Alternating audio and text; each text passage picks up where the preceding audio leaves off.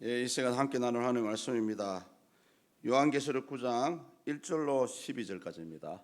요한계시록 9장 1절로 12절 우리 함께 교독하시겠습니다. 요한계시록 9장 1절로 12절입니다. 다섯째 천사가 나팔을 불매 내가 보니 하늘에서 땅에 떨어진 별 하나가 있는데 그가 무저갱의 열쇠를 받았더라.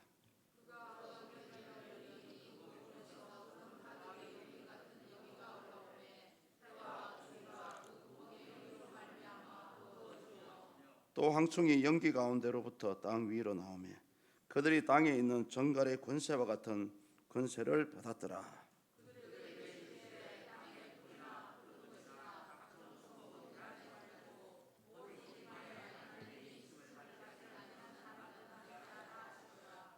그러나 그들을 죽이지는 못하게 하시고 5달 동안 괴롭게만 하게 하시는데 그 괴롭게 함은 정갈이 사람을 쏠 때에 괴롭게 함과 같더라.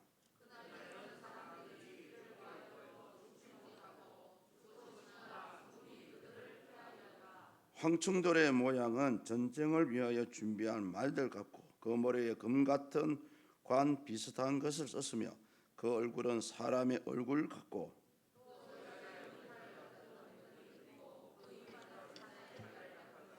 또 철 호심경 같은 호심경이 있고 그 날개들의 소리는 병거와 많은 말들이 전쟁터로 달려 들어가는 소리 같으며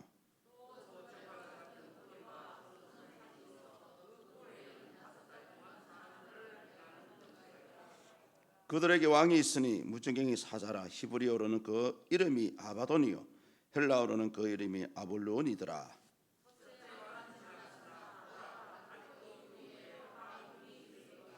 아멘. 주의 이름으로 환영하고 축복합니다. 혹시 잠이 오시더라도 귀만 열어놓으시면 됩니다. 지난 시간을 한번 되살펴 보면은 이제 첫째부터 넷째 나팔 재앙에 대한 말씀을 지지난 주에 살펴보았습니다.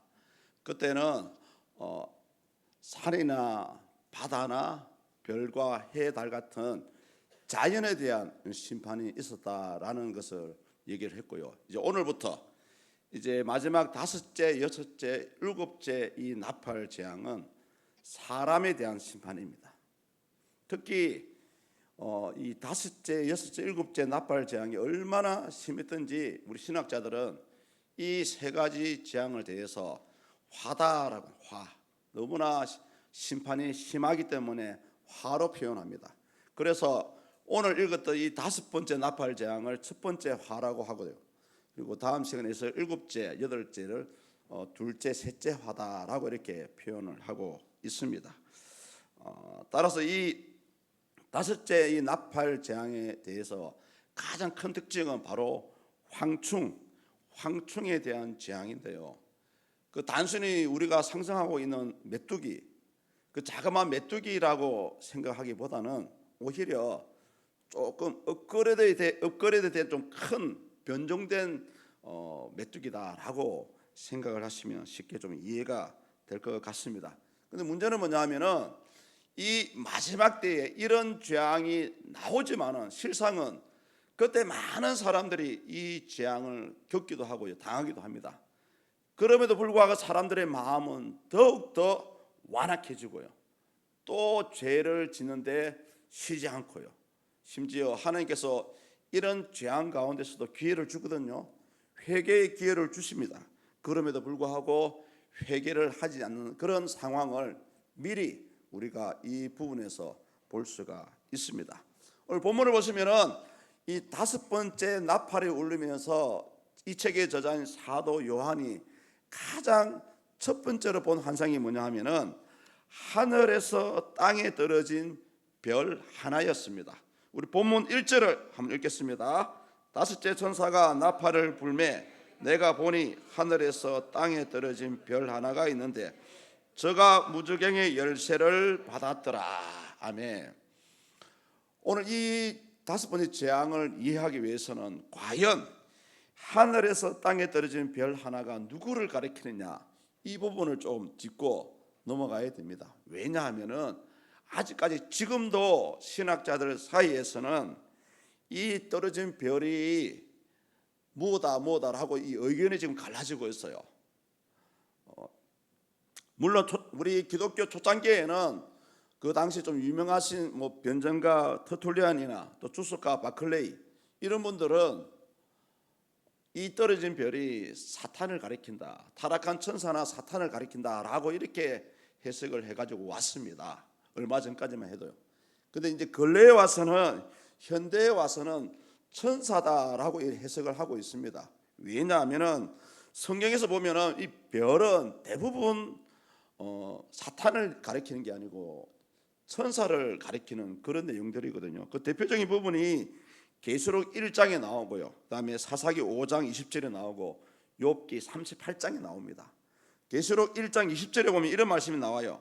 내가 본 것은 내 오른손에 7별의 비밀과 7검 촛대라. 7별은 7교회의 사자요, 이렇게 말씀이 나오거든요. 이 하나님 보내신 사자는 사탄이 아니고 천사입니다. 자, 그래서 우리는 이 부분에 대해서 서로 간에 주장하는 내용이 나름대로 근거가 있어요. 그 부분을 먼저 한번 살펴보겠습니다. 하늘에 떨어진, 땅에 떨어진 별 하나를 천사나 사탄으로 보는 경우입니다. 이 경우는 뭐냐면은 떨어졌다라는 이 동사에 좀 치중을 많이 해요.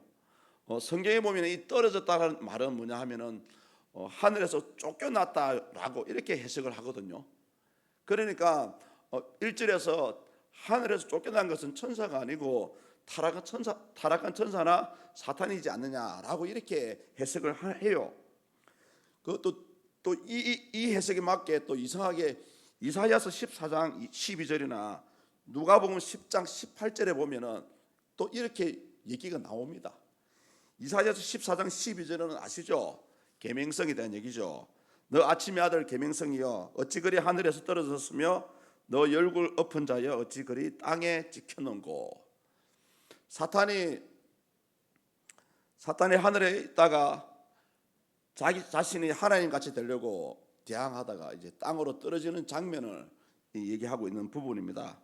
여기 엄밀히 또 얘기하면 그 루시엘이 죄를 지어서 루시퍼가 되었다라고 이렇게 이제 해석을 하기도 하죠.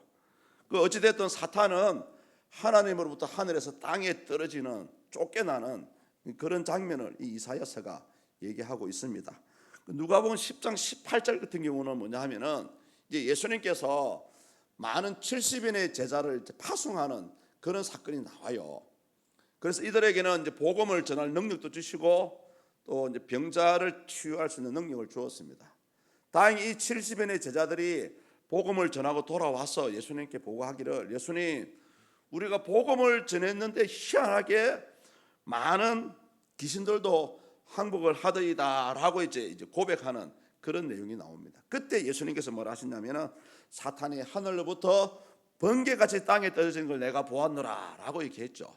그래서 이제 이런 생각으로 해석을 하다 보면은 오늘 본문 1절에 나오는 땅에 떨어진 별이 사탄을 가리키는 내용이 맞습니다. 그런데 신학자인 톰슨은 이 주장에 대해서 이렇게 반론을 하죠. 타락한 천사가 자기 자신이 들어갈 이 무주경의 열쇠를 어떻게 받을 수 있는지 궁금하다라고 얘기하는 거죠. 성경에 보면 이 무주경은 사탄이 1000년 동안 가두움을 당하는 그런 장소입니다. 그렇게 가두움을 당하는 사탄에게 어떻게 하나님께서 열쇠를 주고 있느냐, 이 논리에 맞지 않다는 그런 말을 하고 있는 거죠. 또 이제 반대로 이 떨어진 별을 천사로 보는 경우입니다. 이 경우는 뭐냐면 굳이 떨어졌다는 이 단어가 표현은 떨어진 거지만은 사실은 하늘에서 내려왔다, 이렇게 해석을 해야 된다는 거예요. 하늘에서 내려왔다.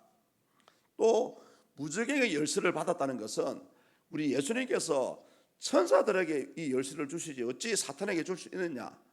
요한계시록 20장에 보면은 그 내용이 그대로 나와요. 요한계시록 20장 1절에 보면은 이런 말씀이 나옵니다. 우리 화면 보고 한번 읽어볼까요? 시작. 또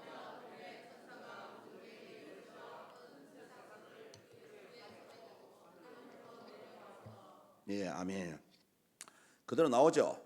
그 성경은 이 앞뒤 서로 연결이 되어야 됩니다. 이 말씀을 근거로 해서 본문 1절에 이제 내려오는 별 하나는 천사다라고 이제 해석을 많이 하고 있습니다. 성경에 포함되지 않았던 성경을 우리가 외경이라고 그러거든요. 외경 에녹서에 보면은 정확하게 이 부분에 대해서 이렇게 얘기합니다. 이 별은 무저갱을 맡고 있는 천사장 우리엘을 가리키는 말이다라고 얘기합니다. 성경에 자세하게 나와 있지는 않지만은 대부분 그 신학책에 보면은 하늘에 천사장이 7이 있다라고 얘기합니다. 그 가운데 한 사람이 이 우리엘이죠. 이 우리엘이다라고 이렇게 지적해서 말씀을 하고 있는 부분도 있습니다. 또한 이 유명한 주석자 벵겔도 이렇게 얘기했죠. 이 별은 타락한 천사라기보다는 단순히 하나님의 대리자의 역할을 하는 천사들이다라고 그렇게 얘기를 하고 있습니다. 오늘날 이제 유명한 많은 목사님들도 이 부분에 설교하실 때에 과거에는 대부분 타락한 천사였다라고 이렇게 해석을 하기도 했어요. 근데 오늘날 이제 자꾸 성경을 연구하다 보니까 아니다, 이 부분은 진짜 사탄이 아니고 천사를 가리키는 말이다라고 대부분 그렇게 해석을 하고 있습니다. 저 역시도 이 두 번째 의견에 공감을 하고 있습니다. 왜냐하면은 이 별도 어떻게 보면 하나님의 뜻을 행하기 위해서 내려오는 거기 때문에 하나님의 보내심을 받은 또 다른 천사라 보는 것이 어떻게 보면 가장 무난한 해석이다라고 할 수가 있습니다. 이 정도로 이제 알고 계시고요.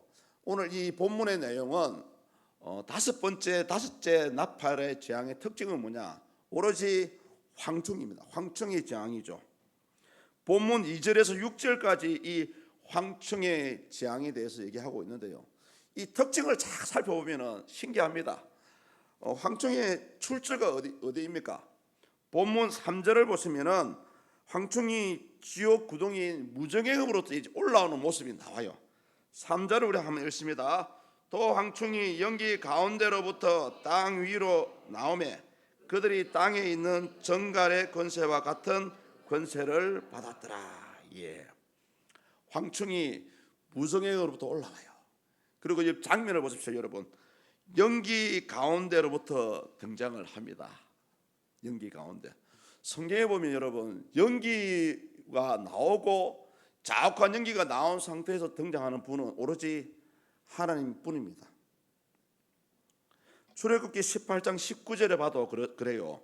하나님께서 시내산 가운데 이스라엘 백성들에게 나타날 때에 이 연기가 자욱한 가운데 여호와께서 불 가운데 강림하셨더라 이렇게 나오거든요. 그런데 오늘 이 본문에서 황충이 등장하는 것이 마치 하나님이 등장하듯이 이렇게 이제 표현이 되고 있습니다. 이 말은 뭐냐 하면은 그만큼 이 황충이 가진 권세가 신적인 능력을 가지고 이 재앙을 내리고 있다라는 것을 우리에게 알려주는 그런 표현입니다. 그 하반절에 보시면은 마치 정갈의 권세를 받았다라고 얘기하지 않습니까? 이 정갈의 권세가 뭡니까? 사람이나 동물의 생명을 좌지우지할 수 있는 권세라 얘기합니다. 얼마나 큰 권세입니까? 왜냐하면 성경에서 사람의 생명을 좌지우지하시는 분은 누굽니까? 하나님뿐입니다. 그런데도 불구하고 이 황충에게 하나님과 같은 그런 권세를 준 거예요. 보면 또 이어서 보면은 이 황충에게 재앙을 당할 대상이 정확하게 명시가 되어 있어요. 제가 4절 한번 읽어드려 보겠습니다. 4절입니다. 그들에게 이르시되 땅의 풀이나 푸른 것이나 각종 수목은 해하지 말고 오직 이마에 하나님의 인침을 받지 아니한 사람들만 해하라 하시더라. 아멘. 예. 여기서 보면은 인침을 받지 아니한 사람만 이제 해하라고 얘기합니다. 우리가 당연히 이 부분을 읽으면은 우리 성도님들은 불신자들이 이에 해당되는구나라고 생각을 많이 하시죠. 그것도 맞아요. 반은 맞습니다. 그렇지만 아울러서 신자들 가운데서도 회개를 촉구하시는 하나님의 그런 권면에 반응하지 않는 신자들, 이런 사람들도 충분히 심판을 받을 수 있다는 것입니다. 일반적으로 우리 황충은 뭡니까? 황충의 이 메뚜기의 주식은 풀이나 이런 각종 식물이지 않습니까? 그런데 오히려 그들이 먹는 걸 먹지 않고 사람을 공격하는 거예요. 이 사람을 공격한다는 것은 어떻게 보면은 자연의 원리에 어긋나는 부분입니다. 그래서 이런 황충의 죄악은 하나님께서 허락한 그런 신적인 심판이라는 것을 오늘 본문을 통해서 알 수가 있습니다. 그래서 특히 인침을 받지 아니한 사람만 해하라라고 하는 말씀은 애굽의 출애굽 당시에 내렸던 10가지 재앙 가운데서 이런 현상이 있었어요. 이제 마지막 때가 되면 될수록 하나님은 처음에는 불신자나 신자나 동일하게 심판을 하시겠지만은 어느 특정한 시점에 가서는 택한 자와 심판당할 자를 분명히 구분을 하십니다. 출애굽기 10가지 재앙 가운데 보시면은 어느 날 보면은 어느새 이제 이스라엘 사람들이 거했던 고센 땅에는 더 이상 저주가 내리지 않았습니다. 오로지 마주하고 있지만은 애굽 땅에만 하나님의 저주가 내리는 장면이 많이 보여지고 있죠. 앞으로 이 마지막 때가 돼도 마찬가지입니다. 때가 되면은 하나님은 자기의 택한 백성들을 보호하실 것이고요, 자기 택한 교회를 구분해서 특별하게 보호하실 것입니다. 그래서 이 부분에서 그렇게 얘기하는 부분이고요. 또 이어서 보면은 5절과 6절 넘어가면은 우리의 관심을 끄는 부분이 있습니다. 재앙의 기간이 정해져 있고요, 심지어 죽음이 사람을 피해간다는 이런 내용이 나옵니다. 5절을 제가 읽고 우리 성도님들 6절 한번 읽어보겠습니다. 그러나 그들을 죽이지는 못하게 하시고 5달 동안 괴롭게만 하게 하시는데 그 괴롭게 함은 정갈이 사람을 쏠 때에 괴롭게 함과 같더라.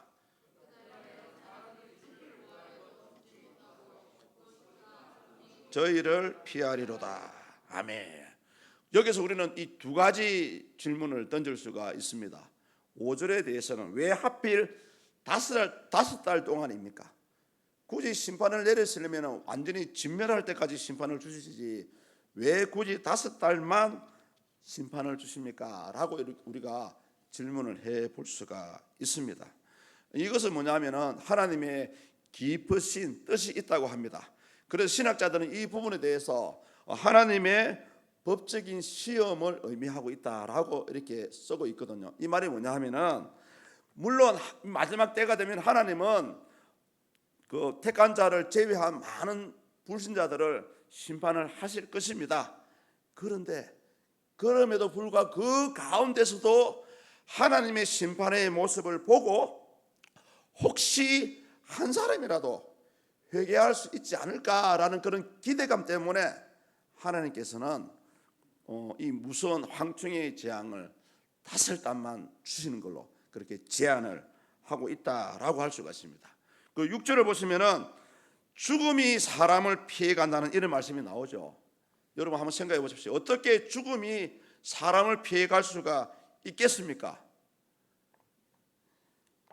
그래서 우리는 이런 질문을 합니다. 어떻게 죽음이 사람을 피해 갈 수 있습니까? 라는 질문을 던질 수가 있어요. 우리 사람은 언제나 자기 마음대로 하고 싶어하는 아주 강한 욕구를 가지고 있습니다. 특히 때에 따라서는 현실을 도피하기 위해서 많은 사람들이 죽음까지, 자살까지 불사하지 않습니까? 그래서 어떤 신학자들은 이 죽음에 대해서 이렇게 평가합니다. 신자들에게는 이 죽음은 영원한 축복에 들어가는 길이지만 심판을 받아야 될 사람들에게 이 죽음은 오히려 땅에서 당하는 고통을 피해서 영원한 불못의 고통 속으로 들어가는 그런 통로이다라고 평가를 하고 있습니다. 그래서 이 마지막 때가 되면 어쩌면 차라리 황충의 재앙을 당해서 죽는 것이 불신자들에게는 맞을 수도 있어요. 그런데 성경은 오히려 죽음이 사람을 피해가는 자체가 오히려 불신자들에게는 하나의 재앙이라는 거죠. 여러분 오늘 보십시오. 많은 불신자들이 행하고 있는 것이 바로 자살이지 않습니까? 현실을 도피하기 위해서 가장 너무나 쉽고 간단하게 택하는 것이 바로 이 자살을 선택해 버리는 것입니다. 이 과거 이 스토아 철학자들은 이렇게 생각했습니다. 우리 사람의 운명은 우리 개인 것이기 때문에 오히려 자살은 내 운명을 통제하는 것이다 라고 그렇게 좋게 평가를 했었다고 합니다. 그리고 여러분 우리 성경을 보십시오. 성경에 보면은 생명은 여호와의 것이기 때문에 이 생명을 훔치는 것은, 자살은 하나님의 것을 훔치는 것이거든요. 그래서 자살은 영원히 용서받을 수 없는 죄 가운데 한 가지입니다. 어떤 사람은 이런 말을 자주 해요. 교회 다니는 사람이, 목사님 예수 믿는 사람이 자살을 해도 그래도 천국에 가지 않습니까? 라고 얘기합니다. 여러분 맞습니까? 맞아요. 고개 끄덕이시면 안 돼요. 여러분 생명은 여호와의 것입니다. 내 것이 아니에요. 구약에도 이런 부분이 많이 나옵니다. 성경에도 여러분 자살하는 사람이 많이 나와요. 보십시오. 구약에 보면은 사사기 아비멜렉이라는 인물이 있습니다. 그리고 그 사울 왕도 있어요. 치명적인 부상을 당해서 그냥 죽으면 되는데 오히려 자기 무기에다가 뛰어들어서 자폭하죠. 그리고 사울의 무기를 들었던 시종까지도 함께 자살하는 장면이 나오고요. 다윗의 아들 압살롬이 한때는 왕위를 차지하기 위해서 이 쿠데타를 일으킵니다. 그때 이 압살롬의 모락가가 아히도벨이거든요. 아히도벨은 이 다윗 왕을 죽이려고 진짜 기막힌 계략을 짰습니다. 그런데 다윗 왕의 친구가 방해하는 바람에 이 사람이 지략이 채택이 안 됐어요. 그래서 이 사람은 이 아히도벨은 이제 이 쿠데타는 끝이 났다, 실패할 걸로 생각하고 자기 고향에 가서 이제 목을 메어 죽는 그런 장면이 나옵니다. 또 신약에 와서는 여러분 잘 알고 있는 가룟 유다가 있지 않습니까? 예수님을 판 후에 받았던 그 돈을 다시 던지고 후회하면서 도리어 자폭하는 그런 장면이 나옵니다. 저는 이 부분에서 비록 예수님을 팔았지만은 후회했을 때에 베드로와 같이 회개를 했더라면 이 사람도 구원을 받지 않았을까라는 그런 상상을 해보기는 합니다. 어쨌든 이 가룟 유다도 자살을 했다고 볼 수가 있죠. 그래서 우리는 이 부분에서 죽음이 사람을 피해간다라는 이 부분에서 우리는 한 가지 교훈을 얻을 수가 있습니다. 불신자나 신자나 이 땅의 삶 자체는 여러분 고통입니다. 때로는 즐겁지만은 결국은 고통과 아픔과 슬픔이 계속 반복되고 있습니다. 그래서 우리가 믿는 자라면은 이 자살 자체는, 이 생명 자체는, 죽음 자체는 하나님을 대적하는 행위라는 거죠. 이것을 깨달아 알아야 되고요. 그래서 우리가 이 땅에 살아가는 동안에 어떠한 고통을 당하든 간에 그 고통이 나에게 주시는 것을 당연하게 생각하고 감내하는 것이 어쩌면 믿는 자의 모습이라고 볼 수가 있습니다. 오늘날 안타까운 부분은 뭐냐면은 많은 교회를 다닌 사람들도 여러분 지금도 자살을 하고 있어요. 그래서 이 하나님의 심판 때가 되면은 오히려 사람 마음대로 하지 못하도록 오히려 죽음이 피해가는 재앙이 있을 것이다 라고 오늘 얘기하고 있습니다. 이제 마지막으로 우리는 이 황충의 모양을 통해서 또 이제 우리에게 주시는 교훈을 받을 수가 있어요. 본문 7절에서 10절까지 보면은 황충의 모양을 자세하게 묘사하고 있거든요. 우리 다 같이 7절을 한번 읽겠습니다. 황충들의 모양은 전쟁을 위하여 예비한 말들 같고 그 머리에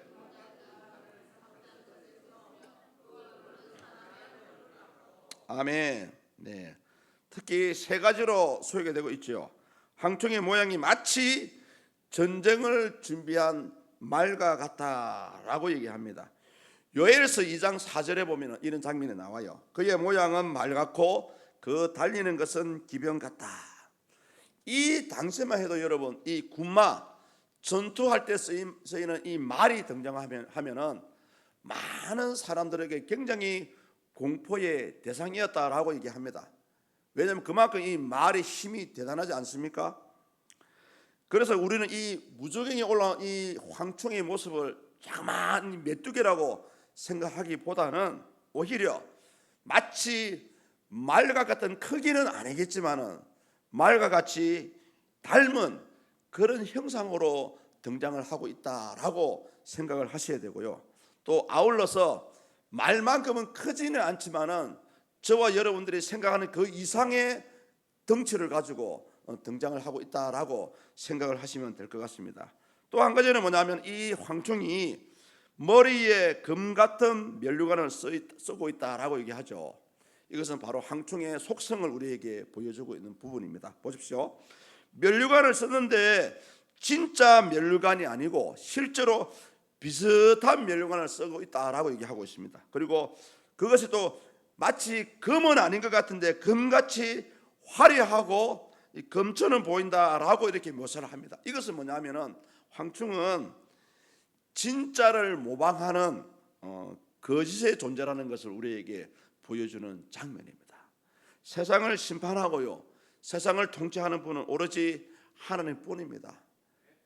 그런데 오늘 이 등장하는 황충은 이런 마치 하나님과 같이 등장을 하고 있는 겁니다. 또 세 번째 보십시오. 그 얼굴은 사람의 얼굴 같다라고 얘기합니다. 여러분 한번 상상해 보십시오. 사람의 얼굴이면 사람의 얼굴이지, 사람의 얼굴과 메뚜기의 얼굴이 합성이 되었다고 한번 상상을 해 보십시오. 얼마나 징그럽게 보이겠습니다. 그렇지 않습니까? 이런 모습을 우리는 사람들이 상상하는 여러 모습에서 볼 수가 있습니다. 날개 달린 황소라든지, 또는 반은 사람이고 반은 말인 켄타우로스라든지, 또 애굽에 가면은 스핑크스가 있지 않습니까? 얼굴은 사람인데 몸체는 사자. 이렇게 황충을 사람의 얼굴과 같이 이렇게 묘사하는 부분은 뭐냐면 그만큼 이 황충의 모습이 아주 악한 존재라는 거죠.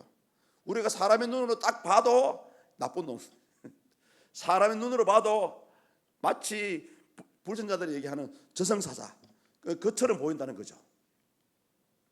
오늘 이 다섯 번째 황충의 재앙은 어떻게 보면은 불신자들을 대해서 하나님이 이렇게 심판하실 것이다라는 것을 보여주고 있는 부분이지만은 사실은 요거예요. 오늘날 믿는 자 가운데 세상과 교회 왔다 갔다 하는 사람들, 형식적인 신앙생활 하는 사람들에게도 어쩌면 하나님께서 너희들도 그러한 이런 황충의 심판을 받을 수 있다라는 것을 경고하는 그런 경고의 메시지다라고 볼 수가 있습니다. 왜냐하면은 사람이 때가 되면 때가 될수록 여러분 마음이 완악해져요. 특히 어떤 사람이 마음이 많이 완약하냐면은 한때는 하나님의 은혜를 받고 변화된 사람이 다시 타락하게 되면은 그만큼 사람이 마음이 완악해진다고 합니다. 혹시 이 가운데는 그런 분이 안 계실 거예요. 이런 사람들에게 하나님의 심판이 있다는 것을 우리에게 보여주고 있습니다. 그나마 5달 동안만 심판을 주시는 것은 그 가운데 하나님께서 회개의 기회를 주시고요, 다시 하나님 구원의 길로 들어갈 수 있는 기회를 주시기 위해서 굳이 짧은 5달만을 허용했다라고 볼 수가 있습니다. 사랑하는 성도님들, 이 황충의 재앙을 장면을 보시면서 그냥 이런 재앙이 있구나라고 생각할 것이 아니고요, 이 황충의 재앙을 통해서 오늘날 우리의 삶을 한번 돌아봐야 됩니다. 혹시 내 삶이 고통스럽고 나는 하나님 잘 섬겨왔는데 왜 이리 아픈 질병을 당해야 됩니까? 그런 경우 있지 않습니까? 나는 하나님을 잘 섬겨왔고 11주도 잘 들었는데 왜 하루아침에 폭삭 망해야 됩니까? 이렇게 생각할 수도 있어요. 나는 하나님 잘 섬겨왔는데 내 자녀들이 왜 삶이 요렇고 인생이 풀리지 않고 이렇게 하나님을 원망할 수가 있습니다, 여러분. 그러나 우리 사람의 삶은 누구나가 하나님이 그러한 삶을 살아라고 운명처럼 정해준 것이 아닙니다. 근데 많은 신자들이 오늘날 착각하는 것이 뭐냐면은 내 삶이 잘 될 때는 잘 되니까 좋다 하지만은 내 삶이 안 될 때는 꼭 하나님을 원망해요. 오늘 이 황충의 재앙은 어쩌면은 오늘 하나님이 이 황충의 심판을 주시지만은 그래도 하나님은 자기 택한 자와 불신자를 구분해서 하나님의 구원이 있다는 것을 우리에게 보여주고 있는 부분입니다. 그래서 성도님들, 이 땅에 살아가는 동안에 우리가 상식적으로 이해되지 않는 일을 여러분들이 당하신다면은 이 황충의 재앙을 기억하시고 이건 당연히 내가 감내해야 될 십자가다라고 그 재앙을 인정하고 오히려 변함없이 믿는 자의 삶을 살아가는 것이 맞지 않을까라고 생각이 되어집니다. 저는 오늘 이 황충의 재앙에 대해서 말씀을 준비하면서 그 여러 책들을 살펴봤는데 굉장히 복잡하게 해놨어요. 어떻고 근데 여러분, 이 황충의 재앙이 때가 되면은 반드시 있다는 것만은 변함이 없습니다. 우리가 성경을 다 이해할 수는 없어요. 그렇지만 이 5번째 나팔 재앙이 있다는 것 자체만 해도 때가 되면은 하나님의 심판이 반드시 일어날 것이다 라는 것을 우리는 그것을 믿음으로 받아들이면 될 것 같습니다. 저는 이 말씀을 준비하면서 우리 성도님들에게 이런 말씀을 권면을 드리고 싶어요. 우리의 신앙은 철저하게 현재형입니다. 제가 이런 말을 하면 우리 목사님 현실주의자구나 라고 오해를 하시면 안 돼요. 우리의 신앙은 철저한 현재형입니다. 과거에 저 여러분들이 하나님을 얼마나 잘 섬겼다, 그거는 그걸로 묻어 놓아야 됩니다.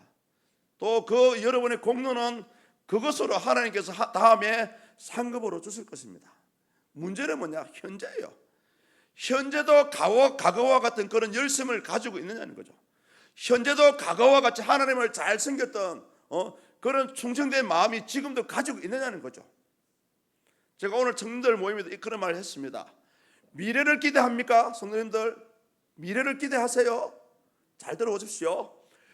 현재가 없는 미래는 없습니다. 성도님들, 내가 미래에 다가올 좋은 성공의 출세길을 생각하신다면 현재에 땀을 흘리면서 눈물을 흘려가면서 여러분 우리 주어진 삶에 최선을 다해야 됩니다.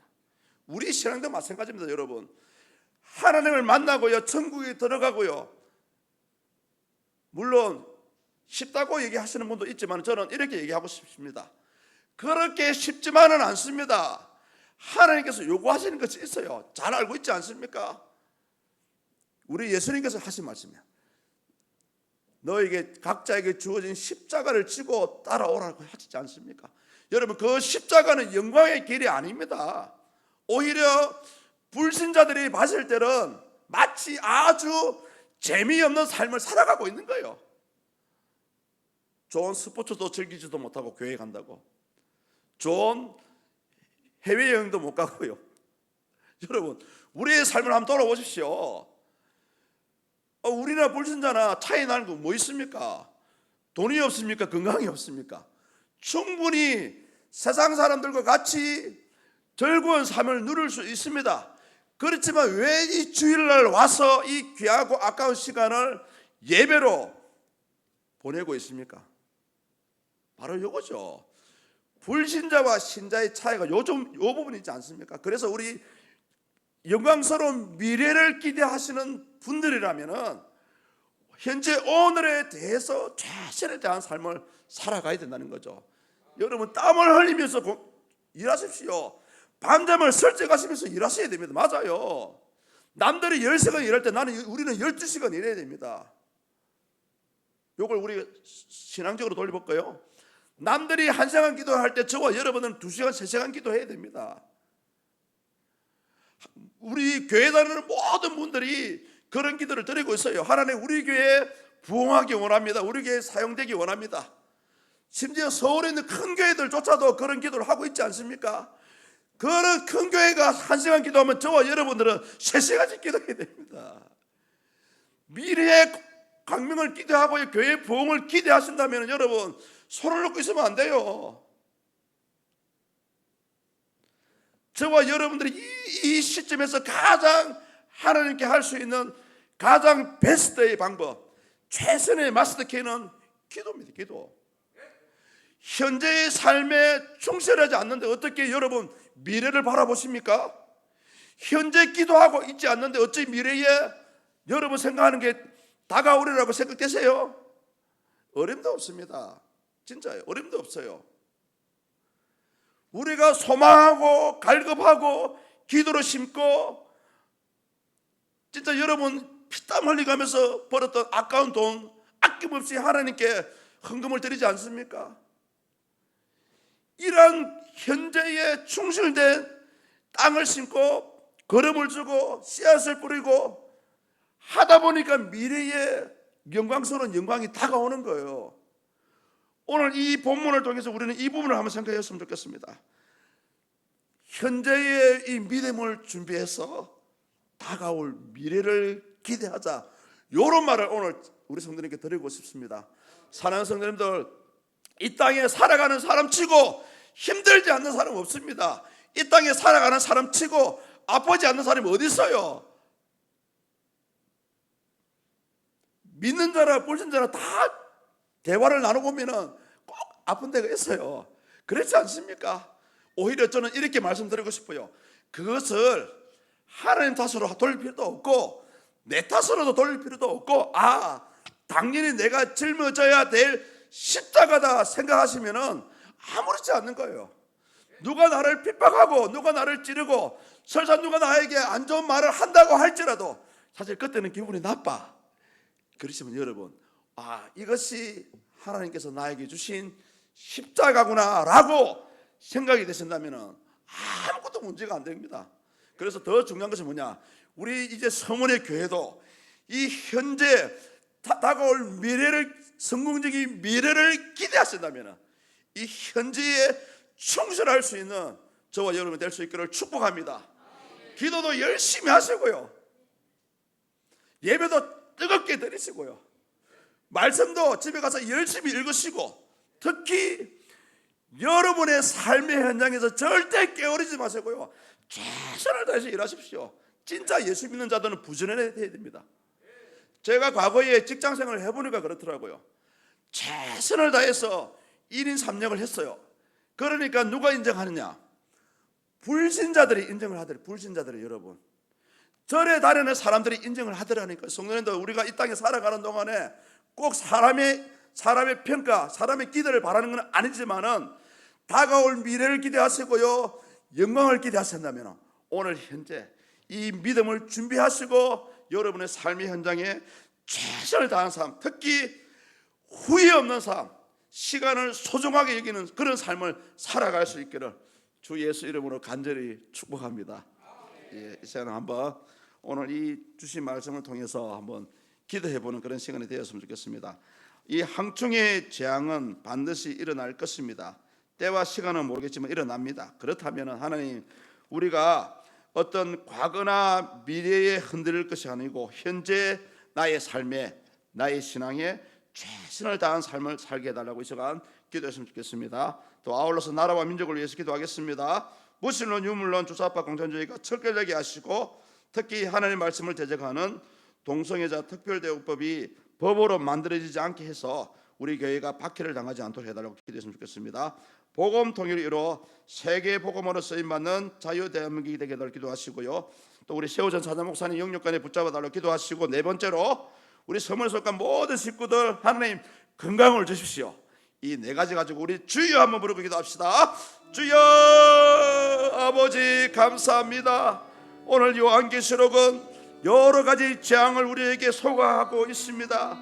중요한 것은 그러한 재앙이 있을 것이다 라는 것을 우리에게 말씀하고 있습니까? 하나님 아버지, 장래를 기대하고 미래를 기대하는 삶을 살기 원합니다.